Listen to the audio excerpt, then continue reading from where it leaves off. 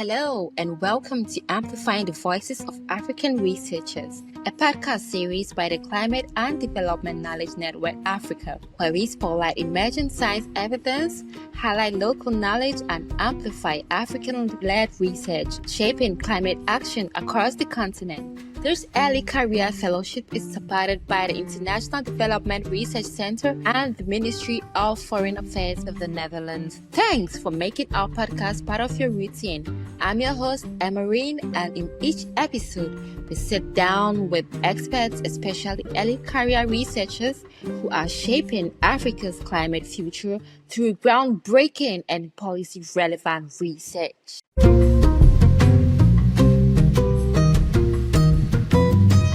Waste is one of the driving factors of climate change on our continent. While most of us see it as a nuisance, some others see it as a resource. This isn't just another gloom and doom talk. I promise you this episode offers something very different with our researcher. Welcome, Dr. Mbesi. How have you been? How is the day going? Good. Thank you very much. The day has been going well. What about you? Yes, it's been awesome. I'm quite happy that you were able to join us, and I want to learn more about your research. Could you tell us a little bit more about yourself and your work? Okay. Well, Dr. Mbesi is a postdoctoral researcher at Stellenbosch University in South Africa within the African Rainbow Minerals Geometallurgy chair. So our chair works on research that informs African rainbow minerals. So our problem statements are more directed to them. My research background is environmental geochemistry. However, I am a chemist educationally. My educational background is that I have a PhD in chemistry, but then throughout my career, I got exposed to mining fields as well as consulting in environmental geochemistry. So that's how I ended up growing some expertise on environmental geochemistry and waste valorization. That's a very impressive profile. I think we are in well, right? Yes. So let's dive into your great work on in geochemistry. You talk about mining, you talk about chemistry, you talk about petrochemicals and all of that stuff. Tell us exactly what your project is about. Okay. So the title of my project is actually Integrated Environmental Geochemical Assessments and Valorization Frameworks for Mine Tailings in South Africa. Basically, what I did here is that I combined your normal environmental geochemical assessments with valorization for mine tailings. So currently, specifically in South Africa, before you explore a mine, you need to put together an environmental impact assessment, right?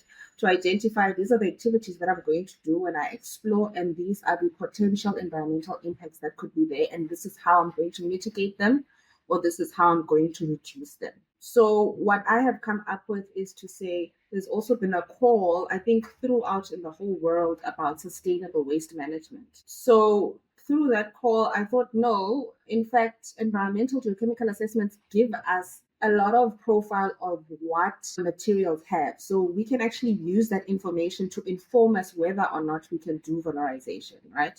Valorization basically means turning something that is not worth anything into something worthful. So through beneficiation. So my framework basically says, let's integrate the assessments or the data that we got during the environmental impact assessment and integrate it with the potential to valorize as a sustainable waste management approach. So briefly, that's what the research is about. And how has the journey been so far? Have you been able to achieve your objectives?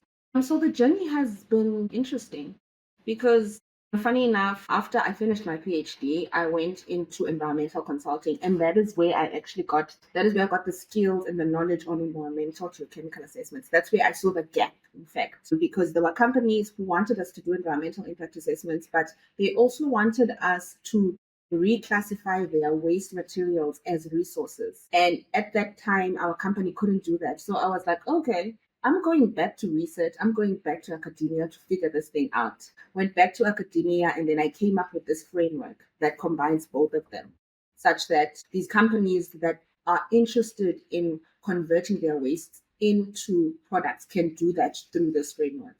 So the journey has been really interesting. I just came up with the framework now. So I'm now piloting it in different mine streams.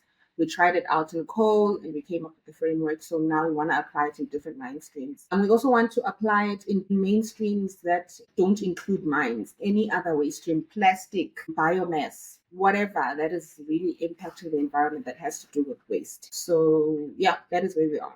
That's an impressive work. We talked about the framework. Have you tested it yet, or it's still a pilot phase? So it's in the pilot phase currently. Actually, busy looking at manganese tailings from a manganese mine. That's what I'm currently busy with. So we haven't successfully actually validated it, piloted it until the end. So that's what we are busy with right now.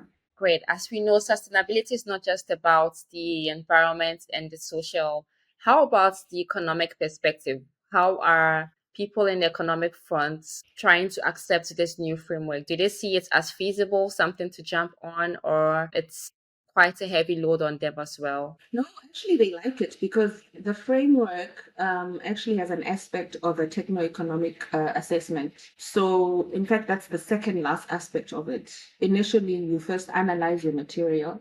After you analyze your material, you get an idea what is in there. Then you go and predict and say, based on what is in there, you do predictive simulation to say, should we even go back to the lab and even do this beneficiation? Is it worth it? So the simulations will tell you whether or not it's worth it. Then from there, you decide, okay, no, this is worth it. You go through beneficiation. After that, you look at the risks that could have been reduced because you did the beneficiation. Remember already, with waste, just by looking at volume, the fact that you have used that waste and reduced the volume, you've already reduced the environmental impact because you're reducing the space that is occupying that waste, just that alone. And then we can go into the technical things and looking at the environmental risks. Do we have less acid mine drainage? Are we leaching less metals and harmful contaminants? And then the last part comes into the techno-economic essay, where now we look at what is the benefit. Is it even worth valorization? Is there even a positive effect in environmental impact? Because sometimes you think that it will, and you find that it's actually worsening it out. So that's all part of the techno-economic essay. So people are actually receiving it well because I think of that aspect. Because you can talk about the environment all you like. People want to see numbers and they want to see, okay, but how much is this going to cost and how are we benefiting?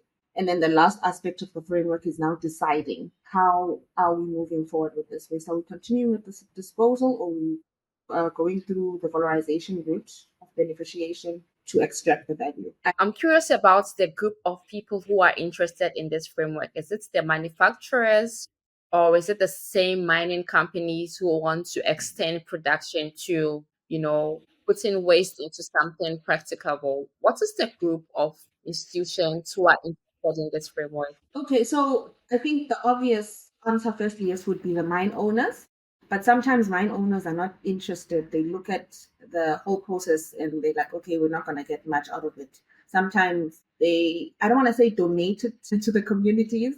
And then there are other programs that actually assist communities in taking advantage of those trainings. The other people that are included in this group is also the government that help in managing these wastes, especially from legacy mines. They are mines that were owned by people that are not even in the country anymore. They are just abandoned. But we can see that they're actually affecting the environment, they're affecting groundwater, then they have to take action. Government is a group of those people. And obviously also communities that are being affected. And how long have you been working on this framework?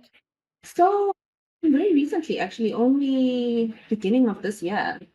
Probably completed it in May. Started beginning of January. It's funny how it started. It started with a profile of data on coal waste, and it just developed until it was the last week until I was submitting my paper for this framework, and then it just came together. And yeah, it's been a journey. I can imagine. Before we move on to the challenges, I know you've had a lot of challenges. I want to understand the end product of this vernalization. Are these products that would be churning out from this waste, would they be user friendly to the people? Are they safe to be used? And what kind of products, could you give us examples of products that we could get from these waste mine? Look at coal waste, for instance. The coal waste, particularly that comes from processing the core, the coal that comes from the ground. So when they mine and then they take it to the plant and then they process, they take the high grade coal and then they take it to the company that's going to use it to make electricity. They will always have residues. And though it's those residues that we take as waste, which they sometimes don't consider them valuable. For instance, if you're looking at coal waste, you number one going to get residual coal from there. So you can extract that and still continue using it for electricity. Another part of it is clayaceous materials in there. There, people are already using that for construction materials. Another thing is sulfur. They're using sulfur in a lot of things. They're making products from sulfur in a lot of plants, sulfuric acid. It is harmful, but it can still be used. People think that just because something is harmful, it can't be used. It can still be used in production and in industry.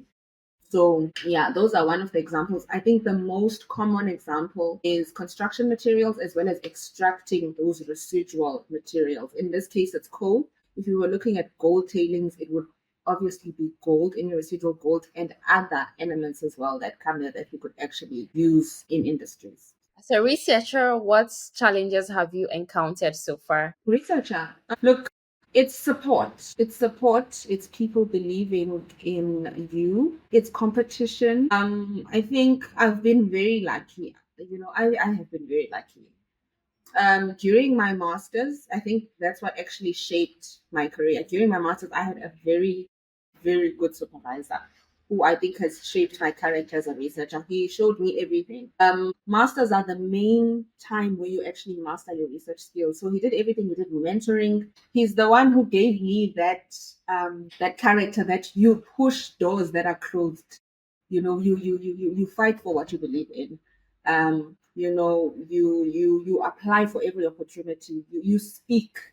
So I've been very lucky with masters. PhD was even better because now I have the skills. I went into PhD. I did my research. I didn't need any hand holding because I had already established the research skills. Lucky enough, my supervisors for PhD they were open to anything. They just let me do what I want to do. They were very supportive. For a moment, I was going to say you are the first person who has never encountered any challenges in your academic journey, but it's good that you gave this supervisors.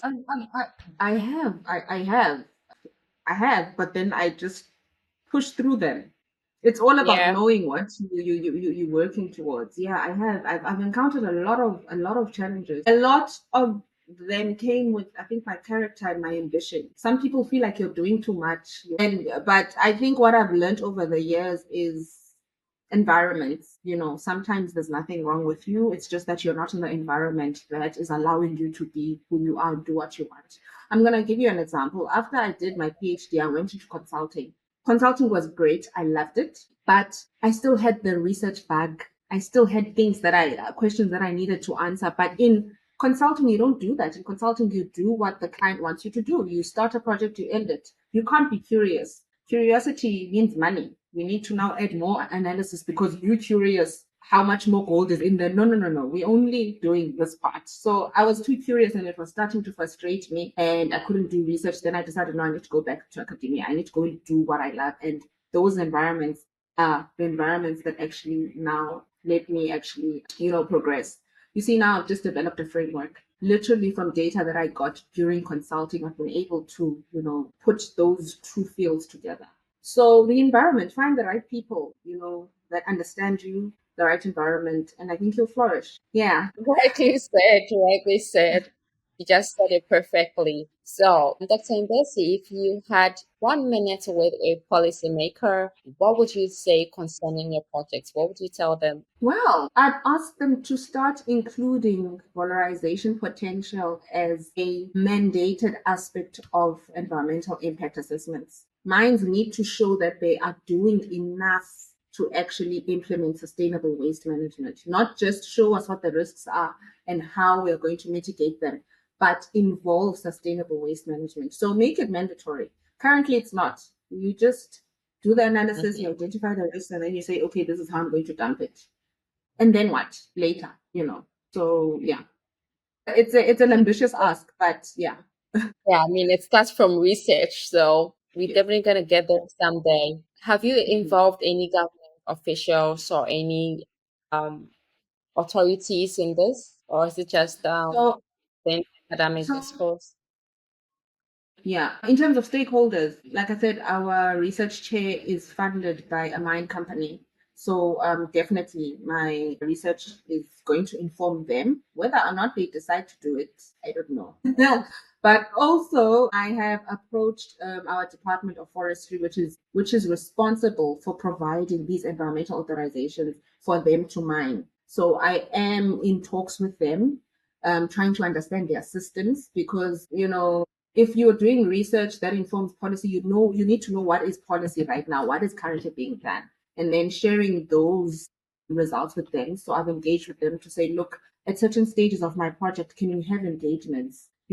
Can I be your researcher? In fact, can we come up with a way maybe you guys can even fund my research because literally my research is speaking to your policy currently now. And yeah, so yes, I am engaging with government, particularly the body that manages mine authorizations and all of that. Yeah, with your experience and all the negotiations that you do. To other listeners and also researchers who are on now, could you share a tip or two on how to get stakeholders involved and also how to access grants for power research? So, stakeholders, just you need to approach them. I was even shocked that they responded to my email. I was just winging it because I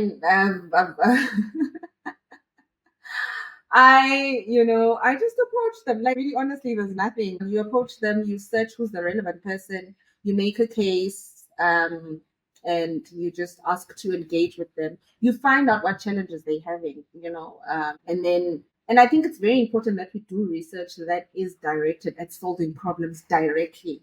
I decided when I started doing a postdoc that I was going to do research that was practical and not just based on fundamentals. I really want to do stuff that is impactful. So it's approaching them. Approach them. It starts with an email. It starts with searching who are the policymakers and starting with an email. Unfortunately, you can't walk into their offices without an appointment. So, and also science communication. If you're really serious about your research making an impact, I'm not saying be a social butterfly, but put your research out there. Use social media. I've started using it this year, and I'm still learning. So yeah, and grants.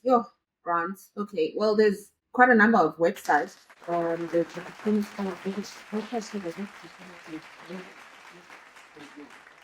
I always check there, and then it starts giving me what's this prompts and stuff whenever there is research calls related to my work. But there's nothing special that I do. I go on Google if I'm looking for waste management calls or grants. Just do the usual and Google it, and then I see what comes out.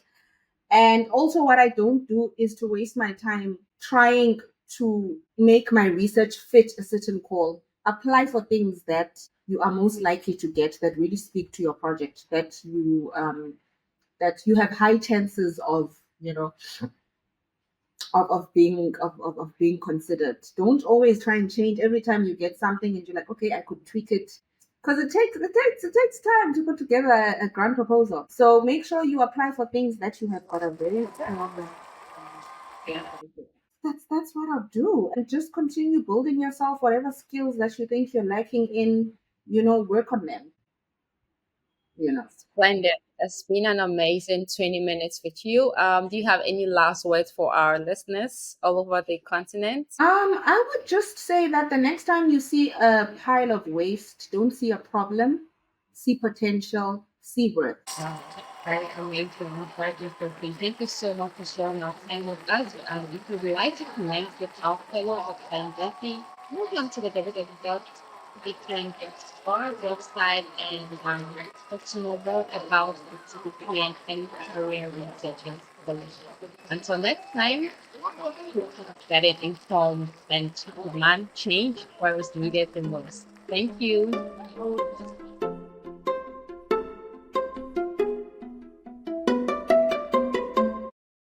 This podcast is part of the CDKN Africa Fellowship, working to elevate African voices in climate science, policy, and practice. Until next time, think locally led research, publish widely, and let Africa's researchers' voice echo in every local and global climate conversation.